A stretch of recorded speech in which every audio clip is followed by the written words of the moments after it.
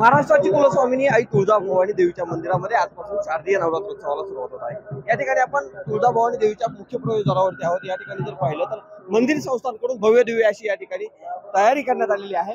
मंदिराचं जे मुख्य प्रवेशद्वार आहे त्या ठिकाणी विद्युत रोषणाई करण्यात आलेली आहे। आकर्षक अशा फुलांची सजावट देखील या ठिकाणी जी आहे ती सुरू असलेलं कुठतरी चित्र पाहायला मिळत आहे। एकंदरीतच जर पाहिलं तर दुपारी 12 वाजेच्या सुमारास मंदिर परिसरामध्ये ही घटस्थापना होणार आहे।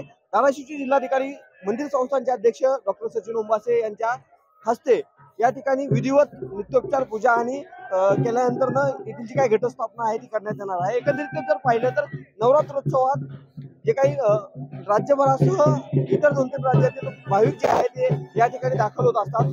ते भाविक देखील आता तुळजापूर नगरीमध्ये दाखल होताना कुठेतरी पाहायला मिळत आहेत। तुळजापूर शहरामध्ये एकंदरीत जर पाहिलं तर भाविकांचा मेळा जो आहे तो कुठेतरी जमताना पाहायला मिळत आहे।